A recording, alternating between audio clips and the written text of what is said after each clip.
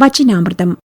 തയ്യാറാക്കി അവതരിപ്പിക്കുന്നത് MK പോക്കർ സുല്ലമ്മി. അധ്യയന വർഷത്തിൻ്റെ അവസാനമായതോടെ കേരളത്തിലെ ലക്ഷക്കണക്കിന് വിദ്യാർത്ഥികൾ പരീക്ഷയെ അഭിമുഖീകരിക്കാൻ ഒരുങ്ങുകയാണ്. വിദ്യാഭ്യാസ രംഗത്തെ പരിഷ്കരണം പഠനത്തെക്കുറിച്ചുള്ള സങ്കല്പത്തിൽ തന്നെ മാറ്റം വരുത്തിയിരിക്കുന്നു. പഠനമെന്നത് അറിവിൻ്റെ നിർമ്മാണമായി പരിണമിച്ചിരിക്കുന്നു.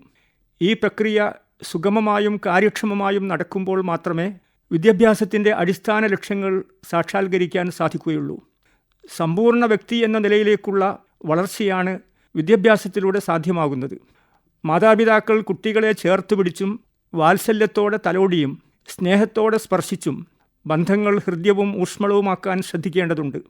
പരീക്ഷയിൽ മാത്രമല്ല, ജീവിതത്തിലും A+ നേടാൻ ഓരോ വിദ്യാർത്ഥിയെയും പ്രാപ്തമാക്കുകയാണ് വിദ്യാഭ്യാസത്തിൻ്റെ ആത്യന്തിക ലക്ഷ്യം. സ്കൂളുകൾ തുറക്കുമ്പോൾ ചിട്ടയായി പഠിക്കുന്നവർക്ക് പരീക്ഷ ഒരു പ്രശ്നമേ അല്ല, മറിച്ച് ഒരു ചങ്ങാതിയാണ്. നമ്മൾ എന്തൊക്കെ പഠിച്ചു, എത്ര പഠിച്ചു എന്ന് ചോദിച്ചറിയുന്ന ഒരു നല്ല ചങ്ങാതി. അതുകൊണ്ട് ആ ചങ്ങാതിയെ നമ്മൾ വെറുക്കേണ്ട കാര്യമില്ല.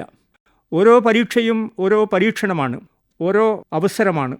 ഓരോ പരീക്ഷയെ അഭിമുഖീകരിക്കുമ്പോഴും അതിനെ നേരിടാനും കീഴടക്കാനും വിജയിക്കാനുമുള്ള കഴിവ് നമ്മൾ നേടുകയാണ്. അതിലും വലിയ ജീവിത പരീക്ഷയെ നേരിടാനുള്ള കരുത്ത് നേടുകയാണ്.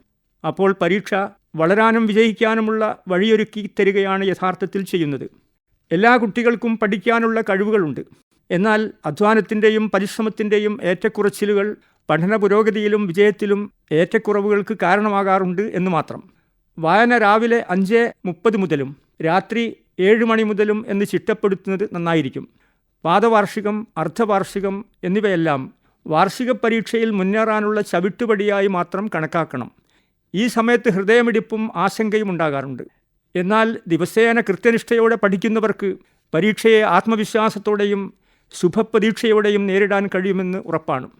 നേരം വൈകിയുള്ള ഉറക്കം, രാവിലെ വൈകി ഉണരൽ, പ്രഭാത ഭക്ഷണം ഉപേക്ഷിക്കൽ, പഞ്ചസാരയുടെ അമിതമായ ഉപയോഗം, മൂത്രം പിടിച്ചുവെക്കൽ, TV-യോ കമ്പ്യൂട്ടറോ മൊബൈലോ ശ്രദ്ധിച്ചുകൊണ്ട് ഭക്ഷണം കഴിക്കൽ തുടങ്ങിയവ തലച്ചോറിനെ നശിപ്പിക്കുന്ന പ്രവർത്തനങ്ങളാണെന്ന് വിവിധ പഠനങ്ങൾ തെളിയിച്ച വസ്തുതയാണ്. ഇത്തരം കാര്യങ്ങളിൽ നാം അതീവ ജാഗ്രത പുലർത്തേണ്ടതുണ്ട്. കുട്ടികൾക്ക് ഏറ്റവും നല്ല സഹായിയും കൗൺസിലറും സുഹൃത്തുമാവേണ്ടത് രക്ഷിതാക്കൾ തന്നെയാണ്. മക്കളെ താരതമ്യം ചെയ്യുന്ന രീതി ഒരിക്കലും അനുവർത്തിക്കരുത്. ഓരോരുത്തരും വ്യത്യസ്ത കഴിവും ദൗത്യവുമായാണ് ഭൂമിയിൽ പിറന്നു വീഴുന്നത്. അവരുടെ സവിശേഷമായ കഴിവുകളെ കണ്ടെത്തി പ്രോത്സാഹിപ്പിക്കുകയാണ് അഭികാമ്യം.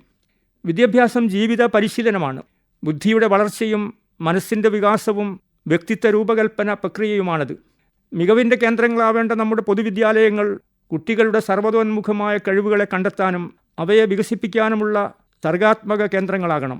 നല്ല വിദ്യാഭ്യാസം അക്കാദമിക യോഗ്യതകൾക്കപ്പുറം കുട്ടികളുടെ മാനസികവും സാൻമാർഗികവുമായ സ്വഭാവ രൂപവൽക്കരണവും കൂടി ലക്ഷ്യം വെക്കുന്നുണ്ട്. പുതുതലമുറയെ കുടുംബത്തിനും സമൂഹത്തിനും രാഷ്ട്രത്തിനും മുതൽക്കൂട്ടാവുന്ന ഉത്തമ പൗരന്മാരും രാഷ്ട്ര പുനർനിർമ്മാണ പ്രക്രിയയിൽ പങ്കാളികളാക്കുന്നവരുമായി വളർത്തിയെടുക്കേണ്ടതുണ്ട്. ആരെങ്കിലും അറിവ് തേടി പുറപ്പെട്ടാൽ അവന് ദൈവം സ്വർഗത്തിലേക്കുള്ള വഴികൾ എളുപ്പമാക്കുമെന്നുള്ള പ്രവാചക വചനം നമുക്ക് പ്രചോദനമാവട്ടെ. എല്ലാ വിദ്യാർത്ഥികൾക്കും വിജയാശംസകൾ നേരുന്നു. MK പോക്കർ സുല്ലമ്മി തയ്യാറാക്കി അവതരിപ്പിച്ച വചനാമൃതമാണ് ഇതുവരെ കേട്ടത്.